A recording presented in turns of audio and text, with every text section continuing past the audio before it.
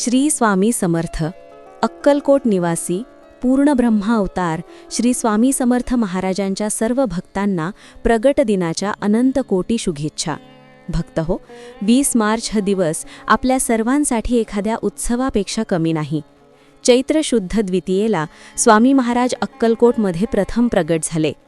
अनेक जण या दिवशी अक्कलकोटला जातात, पण जर तुम्हाला काही कारणास्तव तिथे जाता आले नाही तर काळजी करू नका. स्वामी म्हणतात, विथे माझे नामस्मरण तिथे माझा वास.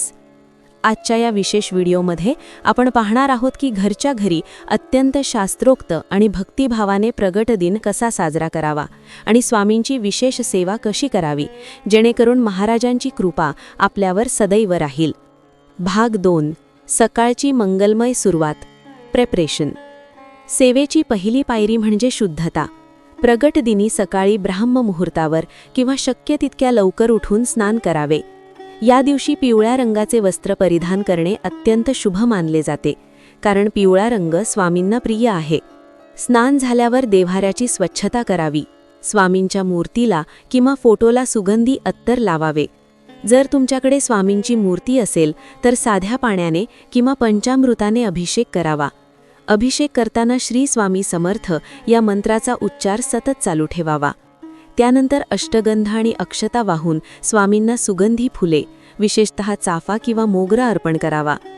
तुळशीची माळ स्वामींच्या गळ्यात अर्पण करणे विसरू नका, कारण तुळस ही सात्विकतेचे प्रतीक आहे. भाग 3. नामस्मरण आणि मंत्रांचे महत्त्व. मेन सेवा. आता वळूया सर्वात महत्त्वाच्या भागाकडे, तो म्हणजे नामस्मरण.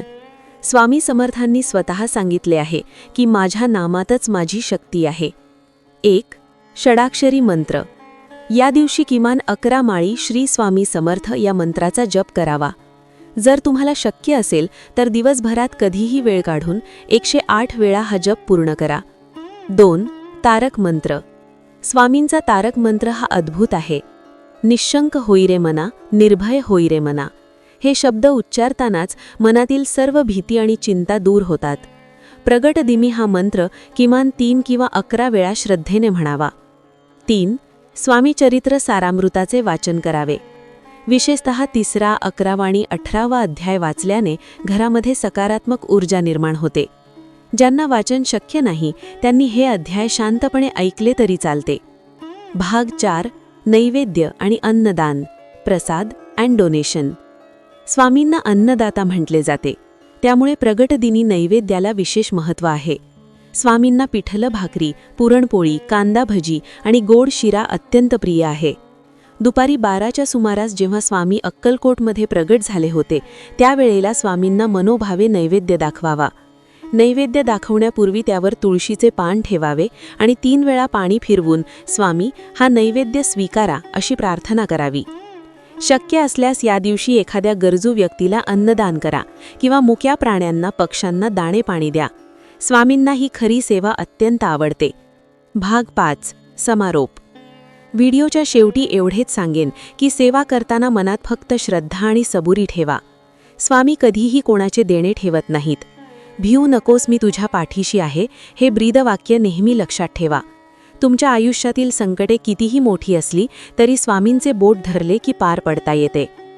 तुम्हाला हा माहितीपूर्ण व्हिडिओ कसा वाटला, कॉमेंट्समध्ये श्री स्वामी समर्थ लिहून तुमची उपस्थिती नक्की नोंदवा. स्वामींच्या या लीलेचा प्रसार करण्यासाठी हा व्हिडिओ तुमच्या मित्रपरिवारासोबत शेअर करा.